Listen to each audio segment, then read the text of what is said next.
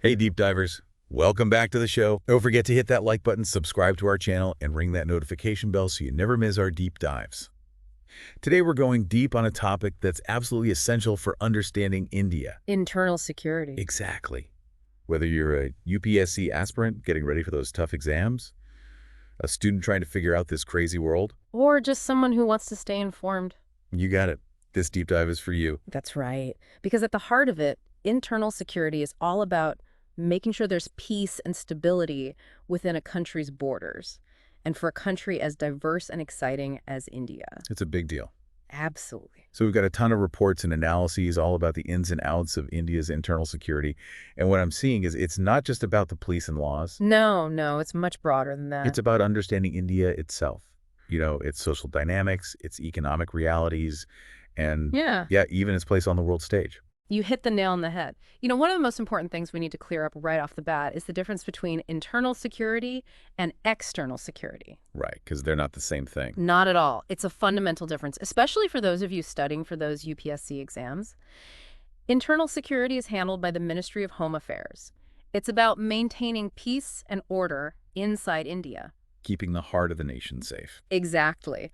External security, on the other hand, falls under the Ministry of Defense.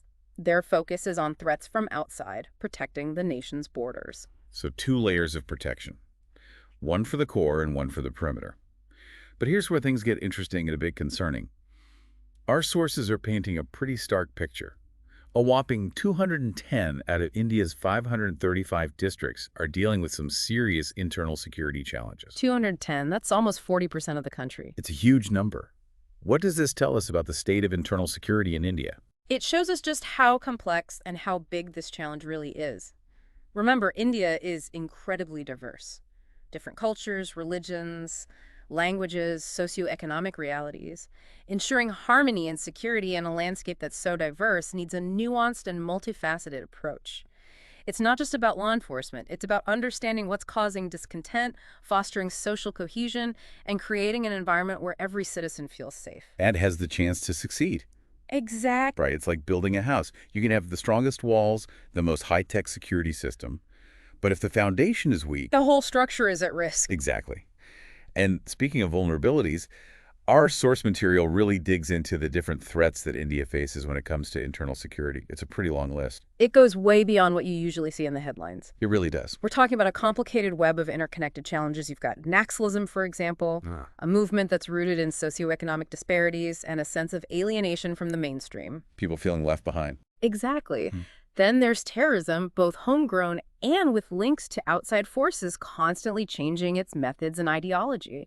And let's not forget about the rise of cybercrime, a threat that goes beyond physical borders. And can really disrupt our lives. Absolutely. It's like a landscape that's always shifting with new threats popping up all the time. And that brings us to something that sounds straight out of a spy movie: hybrid warfare. Our sources mention this quite a bit, and to be honest, it's a little unsettling. Can you break down what hybrid warfare actually is and why it matters for India's internal security? Sure. Hybrid warfare is a new kind of conflict. It blurs the lines between traditional military tactics and non-military methods. It's about using a mix of tools, disinformation campaigns, cyber attacks, economic manipulation, even exploiting social divisions, all with the goal of destabilizing a nation from within. So it's like a subtle attack often disguised as something else, making it hard to even detect, let alone counter. Okay, so it's a multi-pronged attack, hitting a country from all sides, often below the radar. And this is where it gets really relevant for India. Our sources point out how vulnerable our cities are to this kind of hybrid warfare. Dense populations, interconnected systems. Prime targets for large-scale disruption. Exactly. Think about the 2008 Mumbai attacks. That was a devastating example of how terrorists can exploit those vulnerabilities in urban environments. Absolutely. Cities are like the nerve centers of a nation. They're hubs of economic activity, cultural exchange, innovation. But that interconnectedness makes them incredibly vulnerable. A well-coordinated hybrid attack on critical infrastructure, communication networks, even financial systems could cripple a city. And send shockwaves throughout the whole country. Exactly. So what you're saying is traditional security measures might not cut it anymore. They might not. We need a more sophisticated approach, something that combines technology, intelligence, and a deep understanding of how conflict is changing. Exactly, and thankfully our sources do point to some solutions. They highlight initiatives like NetGREAD, a national intelligence grid that connects different databases and allows real-time information sharing between security agencies. So agencies can work together more effectively. Exactly. Then there's CCCNS, the Crime and Criminal Tracking Network and Systems, which aims to create a centralized database of crime records and criminal profiles, making it easier to track down criminals. And of course, there's CERT-In, the Indian Computer Emergency Response Team tasked with protecting India's cyberspace from attacks. Okay, so it seems like India is taking steps to modernize its security using technology to counter these evolving threats. Yeah. But it can't just be about fancy tech and databases, can it? No, it can't. There's got to be a human element to this as well. Absolutely. You're absolutely right. Technology is just a tool. It's only as effective as the people using it. And that's where something called perception management comes into play. Perception management. It sounds interesting, almost like a battle of ideas. You could say that, imagine this: terrorist organizations and hostile forces use propaganda and disinformation to spread fear, incite violence, and undermine trust in institutions. Perception management is about countering those narratives. So promoting peace and tolerance. Mm-hmm. Making sure people have access to accurate information. Exactly. So it's about fighting back against misinformation and promoting a more nuanced understanding of complex issues. It's about winning hearts and minds, not just battles on the ground or in cyberspace. Precisely. And this is where education, critical thinking skills, and media literacy become so important. We need to empower people to be discerning consumers of information, to question what they see and hear, and to resist those extremist ideologies. It's about building a society that's resistant to manipulation and propaganda, a society that's informed, engaged, and committed to upholding values of peace and harmony. That's a powerful thought, and it brings us to a natural break in our deep dive. But don't worry, we'll be back soon with part 2, where we'll explore these fascinating and crucial issues even further. Welcome back, deep divers. Now let's dig a little deeper into some of the specific internal security challenges that India is facing. Our source material highlights a lot of different issues, but one that keeps coming up is Naxalism. Naxalism. We hear about it all the time in the news, but I think it's really important to understand where this movement comes from. What makes Naxalism such a tough challenge to deal with, and why has it been so hard to get rid of? It's not just about poverty or a lack of development, though. Those are definitely factors. Naxalism is fueled by this deep sense of historical injustice. Like a feeling of being wronged. Exactly. A feeling of alienation from the mainstream political system, and a belief that armed struggle is the only way to achieve social and economic justice. So they feel like they have no other choice. Right.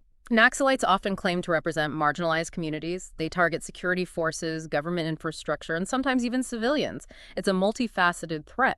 And their areas of operation, often remote and forested regions, make things even more complicated. So it's not a simple law and order problem? No, it's not. It's tied to issues of social equity governance, historical grievances. That makes it a much more complex challenge to address. Exactly. And that's why just focusing on security won't be successful in the long run. Our sources emphasize the need for a multi-pronged strategy that combines security operations with targeted development initiatives. It's about creating jobs, improving infrastructure, providing essential services. And making sure that progress reaches everyone. Especially those who have been historically excluded. Right. It's about addressing the root causes, not just the symptoms. It's like treating the disease, not just putting a Band-Aid on it. But while we're talking about internal security challenges, we can't ignore the threat of terrorism. It's a global issue, but it has a very real impact on India. And I think our listeners would want to know how India is adapting its security apparatus to tackle this threat, especially considering the 2008 Mumbai attacks we mentioned earlier. The Mumbai attacks were a defining moment for India. They exposed weaknesses in our security systems and highlighted how terrorism was evolving. Since then, there's been a big push to strengthen intelligence gathering capabilities, enhance border security, improve coordination between different security agencies. Initiatives like NCIIPC, which we talked about earlier, are a direct result of the lessons learned from that tragic event. So learning from the past, adapting to new threats, constantly evolving our security posture. But terrorism, as you mentioned, isn't just a domestic issue. It has global dimensions. And India is not immune to those. Absolutely. And that's why international cooperation is so important. India has been actively working with other countries, sharing intelligence, working together to counter terrorism. In today's interconnected world, a threat in one part of the world can easily spread to another. It's a reminder that security is a global issue and needs a global response. Speaking of global threats, our source material brings up a really interesting point about the role of the internet in both fueling and countering terrorism. We all know the internet can be a powerful tool for communication and information sharing, But it can also be exploited by extremist groups for recruitment and radicalization. It's a double-edged sword for sure. On the one hand, the internet can be a platform for promoting peace, understanding, tolerance. On the other hand, it can be a breeding ground for hate speech, extremist propaganda, even the incitement of violence. The case of Indian youth being lured into joining ISIS through online platforms is a chilling example of this dark side of the internet. It's like a virtual battleground for hearts and minds, and it highlights the need for what we discussed earlier, perception management. We need to be proactive in countering those extremist narratives and giving young people alternative perspectives. But how do you even start to tackle a problem that's so widespread and always changing? It's a multifaceted challenge, and there's no easy answer. But education plays a huge role. We need to give young people the critical thinking skills to separate fact from fiction, to recognize bias and manipulation, to be more discerning consumers of information online. So they can navigate the digital world safely and responsibly. Be critical thinkers, not just passive consumers of information. But education alone can't solve the problem. There's also the issue of overground workers, or OGWs as they're often called. Our sources suggest that these individuals play a significant role in supporting terrorist organizations, often operating under the radar, making it difficult for security agencies to track them down. You're right. OGWs are a vital part of terrorist networks. They provide logistical support, gather intelligence, even help with recruitment. What makes them so difficult to counter is that they often blend in seamlessly with the community. They look like ordinary citizens while secretly supporting extremist activities. So it's like a hidden network operating in the shadows, making it incredibly tough for security agencies to break into and disrupt. What strategies can be used to counter the influence of OGWs and weaken these terrorist networks from the inside? It takes a combination of intelligence gathering, community engagement, and targeted law enforcement. Building trust with local communities is essential because they're often the first to notice suspicious activities. Sharing information, having open conversations, and creating a sense of shared responsibility for security are crucial in this fight. It's about building a network of resilience, where communities and security agencies work together to spot and neutralize these threats before they can do any harm. It's a reminder that security isn't just the government's job, it's a collective responsibility that needs everyone's participation. And on that note, I think it's time we focus on another aspect of internal security that's becoming more and more important in today's digital world: cybersecurity. Our sources highlight how crucial this is given our growing reliance on technology and how interconnected our world is. You're absolutely right. Cybersecurity is now an essential part of national security. Just think about it. A major cyber attack on something like power grids, financial systems, or communication networks could have devastating consequences. It's a virtual attack with very real consequences. Our sources mention CERT, in which you explained before as the Indian Computer Emergency Response Team. Can you talk more about their role in protecting India's cyberspace and how they're equipped to handle these constantly evolving threats? CERT-In is on the front lines of India's cyber defenses. Their job is to monitor cyberspace, identify vulnerabilities, issue alerts, and coordinate responses to cyber attacks. They're constantly analyzing threats, developing countermeasures, and working to strengthen our cyber infrastructure. So they're like the dedicated team of cyber warriors, always on guard, ready to defend our digital borders. But it's not just about reacting to attacks, is it? It's also about prevention and building resilience. Absolutely. CERT-In is actively involved in promoting cybersecurity awareness, educating individuals and organizations about best practices, and working to make our digital systems more robust and resistant to attacks. It's about creating a culture of cybersecurity where everyone understands the risks and takes responsibility for protecting themselves and their data. But it's not just individuals and organizations that need to be involved. Our sources also point to the need for strong policies and frameworks at the national level. Definitely, India has taken steps in this direction with the National Cybersecurity Policy of 2013. This policy outlines a comprehensive vision and strategy for a secure and resilient cyberspace, covering everything from critical infrastructure protection and cybercrime prevention to capacity building and international cooperation. So it's a roadmap for creating a safe and trusted digital environment for India where individuals, businesses, and government institutions can operate with confidence. But let's not forget that internal security isn't just about external threats. It's also about addressing challenges that come from within our own society. Our source material mentions communal violence and caste-based crimes as serious concerns that can undermine peace and stability. You're absolutely right. These issues are deeply ingrained in social divisions and historical inequalities. And while they might not fit the traditional definition of national security, they definitely have the potential to destabilize communities, erode trust in institutions, and hold back social progress. It's like a crack in the foundation of our society, weakening the very fabric of our nation. It's a reminder that internal security isn't just about protecting ourselves from outside enemies, but also about creating a more just, equitable, and inclusive society. Exactly. And that's where initiatives aimed at promoting interfaith dialogue, strengthening law enforcement mechanisms to prevent and punish hate crimes, and addressing the socioeconomic disparities that often fuel these tensions come into play. It's about creating a society where everyone feels like they belong and are respected, where diversity is celebrated, and where differences are seen as strengths, not sources of division. It's about building a future where these internal rifts no longer threaten the peace and harmony of our nation. Well said. It's a long-term effort, but it's one we have to undertake if we truly want to build a secure and prosperous future for India. Welcome back, deep divers. We're diving even deeper into India's internal security. And in this final part, we're going to explore some of the more cutting-edge and, frankly, a bit unsettling aspects of this ever-changing world. That's right.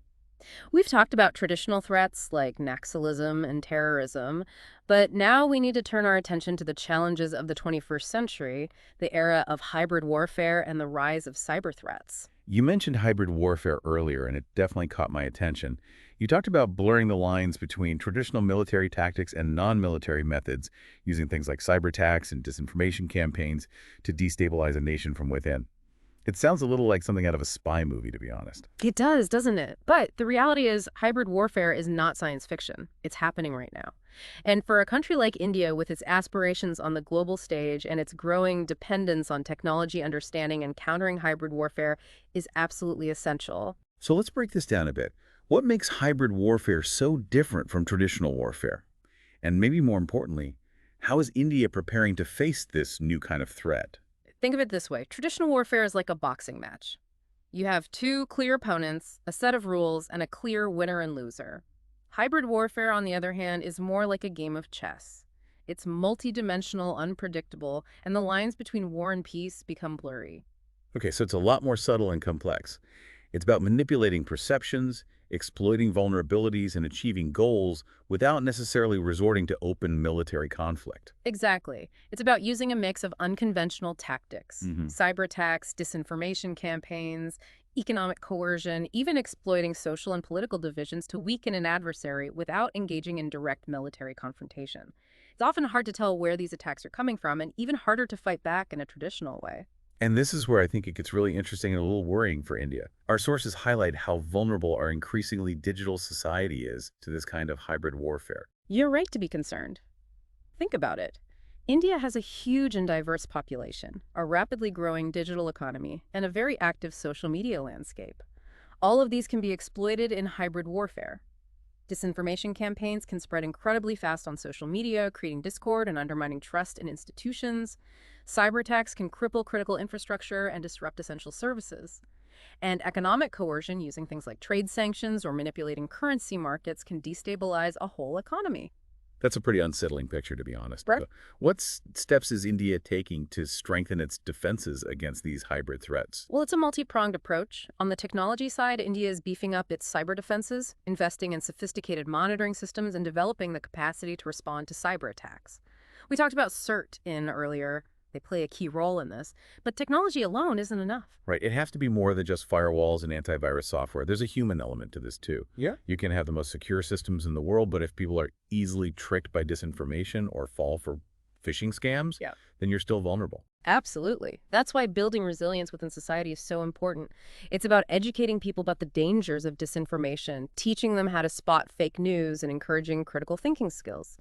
It's also about fostering a sense of national unity and social cohesion, making it harder for hostile actors to take advantage of divisions in society. So it's about building a society that's not only technologically advanced, but also informed, discerning, and resistant to manipulation. But let's shift gears a little and talk about the role of intelligence agencies in this new era of hybrid warfare.